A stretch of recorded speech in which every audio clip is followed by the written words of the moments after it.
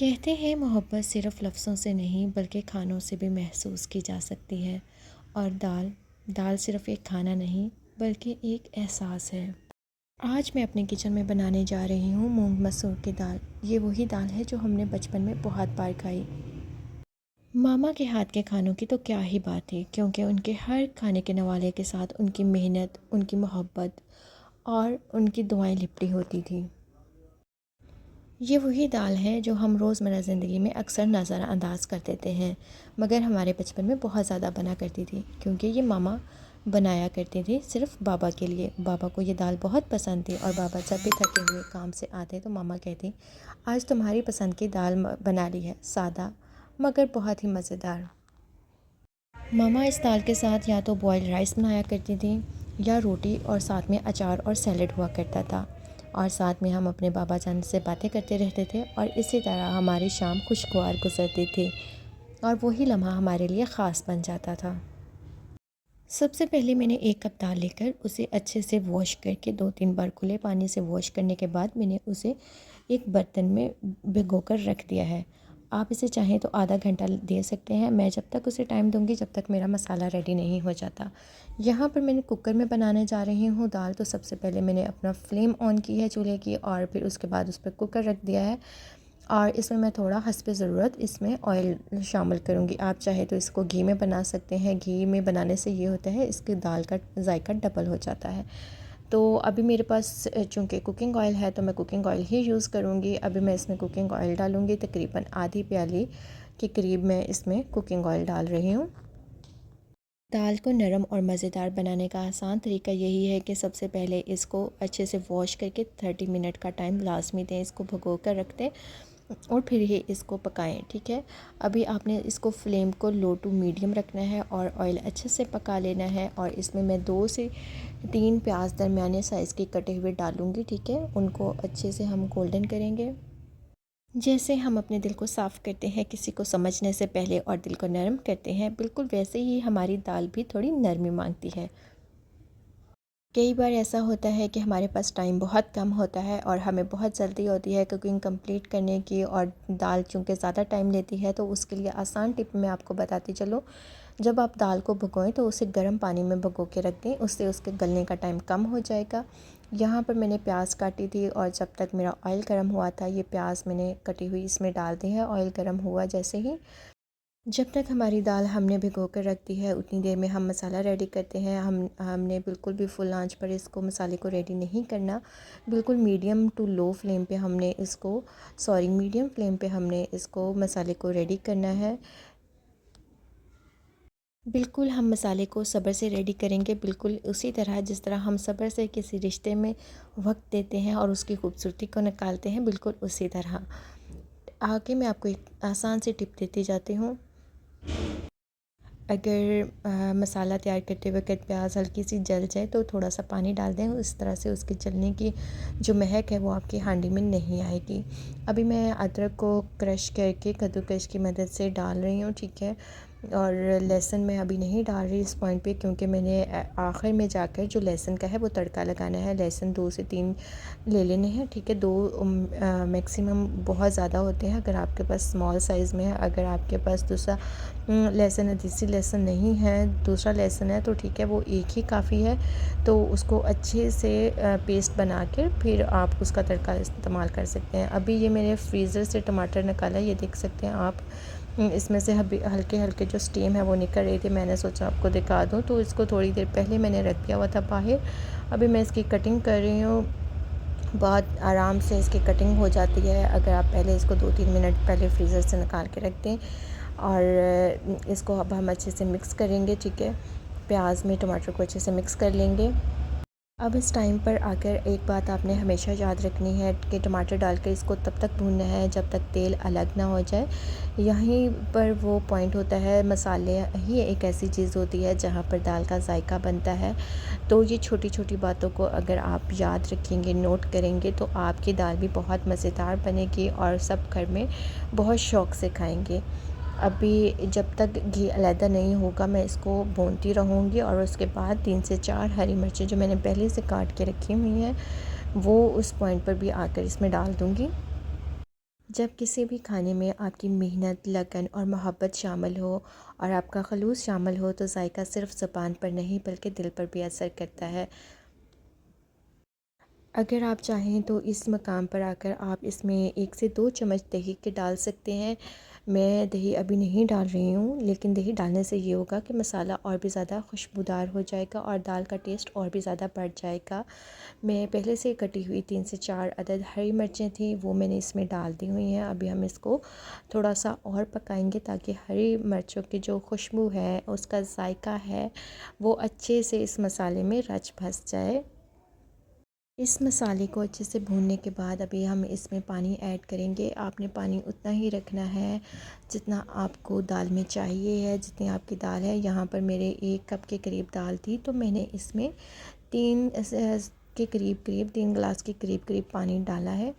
ठीक है, आपने भी डाल लेना है। और ये मेरी दाल जो मैंने भिगो के रखी थी, अब मैं इसको इसमें शामिल कर रही हूँ। और दाल शामिल करने के बाद आपने अपने जो बेसिक मसाला ज़ात हैं जो कि हर खाने में इस्तेमाल होते हैं और खाने के जायके को बढ़ाते हैं और खाने के मज़े को दुबाला कर देते हैं, वो आपने डालने हैं। अब इस पॉइंट पर आकर मैं इसमें डाल रही हूँ 1 चम्मच नमक। मैंने 1 चम्मच और हाफ़ के करीब चम्मच इसमें डाला है नमक का, ठीक है। और ये हमारे पास लाल मिर्च है जो डालेंगे हम तकरीबन 1 चम्मच, क्योंकि हमने हरी मिर्च ऑलरेडी डाल ली हुई है। तो मैं थोड़ा इसमें ब्लैक पेपर भी डालती हूँ। अभी मैं हल्दी डाल रही हूँ, इसमें मैंने हाफ़ टी स्पून के करीब इसमें हल्दी डाली है, ठीक है। और ज़ीरा मैं हमेशा अपने हर खाने में इस्तेमाल करती हूँ। अगर पहले ऑयल में भूनना भूल जाऊँ इसको, तो मैं बाद में भी इसको लाज़मी ऐड करती हूँ। तो आप भी ज़ीरे का इस्तेमाल लाज़मी किया करें, ये बहुत अच्छा होता है सेहत के लिए भी। तो आप इसका इस्तेमाल कर लाज़मी करें। अभी यहाँ पर मैं 1 एंड हाफ़ टी स्पून के करीब ही इसमें गरम मसाला डाल रही हूँ, जो मैंने पहले से पिसा हुआ था। और 1 टेबल स्पून के करीब मैं इसमें जो डालूँगी वो खुश्क धनिया होगा, जो कि मैंने ऑलरेडी पीस के रखा हुआ है। और जो पिसे हुए मसाले होते हैं, ठीक है, उनको थोड़ी टाइम के लिए ही पीस के रखा करें, ज़्यादा देर उनको ना पड़ा रहने दिया करें, इससे उनका जायका और खुशबू सब ख़त्म हो जाती है। इसलिए उतना ही मसाला पिसा करें जितना आप 1 वीक में यूज़ कर लें। अभी मैंने लास्ट में इसमें डाला था थोड़ा सा जो टीस्पून है वो छोटा टीस्पून, ठीक है। और वो मैंने इसमें ब्लैक पेपर डाली है, क्योंकि ब्लैक पेपर का टेस्ट मुझे काफ़ी अच्छा लगता है, इसलिए मैं इसको लाज़मी डालती हूँ। और इस तरीके से आप बनाएंगे तो दाल का जायका बहुत ही अच्छा बनेगा। अभी मैं इसमें ढक्कन लगा दूँगी और कुकर बंद कर दूँगी और तकरीबन 15 से 20 मिनट के लिए मीडियम फ्लेम पे इसको रखूँगी। मैं इसको हमेशा मीडियम फ्लेम पे ही पकाती हूँ, फुल फ्लेम पे नहीं पकाती हूँ, क्योंकि जब आप फुल फ्लेम पर इसको पका रहे होते हैं तो इसके जलने का वो ख़दशा बहुत ज़्यादा होता है। क्योंकि बहुत सारी गर्ल्स कुकर पे फ़र्स्ट टाइम पका रही होती हैं, तो उन्हें काफ़ी ज़्यादा अंदाज़ा नहीं होता। तो कई दफ़ा ऐसे होते हैं कि काफ़ी टाइम अगर आप पका भी रहे हैं, फिर भी ऐसा होता है कि काफ़ी ज़्यादा टाइम लगने की वजह से सारे खाना जो है वो जल जाता है कुकर में, ठीक है। इसीलिए हमेशा जब भी आप कुकर में खाना लगाएं तो एक बात याद रखें कि आपने हमेशा फ्लेम मीडियम ही रखनी है। और ये मैंने कुकर बंद कर दिया यहाँ पर और सीटी भी लगा दी है। और अभी हम इसको रखेंगे तकरीबन सीटी चलने तक इसको रखेंगे, और जब सीटी चलेगी उससे ठीक 15 से 18 मिनट के दौरान हम इसको बंद कर देंगे। अभी यहाँ पर मेरी गैस चली गई हुई थी और फिर मैंने इसको बंद कर दिया हुआ था, लेकिन तकरीबन गैस मेरी वापस आ गई थी, 1:30 बजे के करीब वापस आ गई थी। फिर मैंने दोबारा इसको लगा दिया हुआ है और अब चूँकि मैं वो पोर्शन रिकॉर्ड नहीं कर पाई हूँ, तो मैं अभी आपको दिखा रही हूँ कि मैंने सीटी खोल दी हुई है और चूल्हा इसके नीचे से बंद कर दिया है, फ्लेम बंद कर दिया है। और सीटी खोलने के बाद आप अच्छे से स्टीम निकालना लाज़मी होता है, वरना ये स्टीम आपके हाथ पर पड़ सकती है, आपके फेस पर पड़ सकती है। इसलिए थोड़ा दूर रह कर कुकर ओपन करें और बहुत आराम से ओपन किया करें कुकर, ताकि वो स्टीम जो है आपके हाथ पर ना पड़े, आपके फेस पर ना पड़े। और यहाँ पर ये देखिए हमारी दाल बिल्कुल बहुत अच्छे से रेडी हो चुकी है। अभी इस मकाम पर आकर आप अगर आपको जो दाल है वो थोड़ी गाढ़ी लगे तो आपने क्या करना है, इसमें थोड़ा नीम गर्म पानी डाल के, ठीक है, इसको दोबारा रख देना है पकने के लिए, बिल्कुल दम वाली आंच पर, ठीक है। दम वाली आंच पर जब आप इसको रख देंगे और फिर ये थोड़ी नरम और यकजान हो जाएगी और थोड़ी पतली भी हो जाएगी, क्योंकि बहुत सारे लोग होते हैं वो गाढ़ी दाल बिल्कुल पसंद नहीं करते, वो थोड़ी पतली दाल कंसिस्टेंसी उसकी ऐसे पसंद करते हैं। और फिर वो जो पतली दाल होती है वो चावलों के साथ, उबले चावलों के साथ बहुत अच्छी लगती है। अभी यहाँ पर मैं क्या कर रही हूँ कि मेरे पास चिकन कल मैंने बनाया था वो पड़ा हुआ था, तो वो मैं इसमें उसका मसाला और 2 से 3 पीस चिकन के इसमें डाल रही थी, ताकि दाल का टेस्ट और भी इन्हांस हो जाए। इस तरह से अगर आप चिकन डाल के इसको पहले ही कुक कर लें, और जब दाल आप कुकर में लगाते हैं तो इसका बहुत ही मज़ेदार टेस्ट हो जाता है। ये दाल के टेस्ट को और भी ज़्यादा बढ़ा देती है। स्पेशली अगर आपका घर का बना हुआ चिकन या सालन पड़ा हुआ है चिकन का, ठीक है, उसमें मसाला चिकन का डाल लें और 2 से 3 बोटियाँ अगर आप इसमें चिकन की ऐड कर लें तो दाल बहुत ही यम्मी और बहुत ही लजीज बनती है, और बच्चे बड़े सभी बहुत शौक़ से खाते हैं। अभी मैंने पानी भी डाला है थोड़ा, और चिकन डाल के बिल्कुल दम वाली आंच पर इसको रख दिया है। ये 5 से 10 मिनट पकेगी।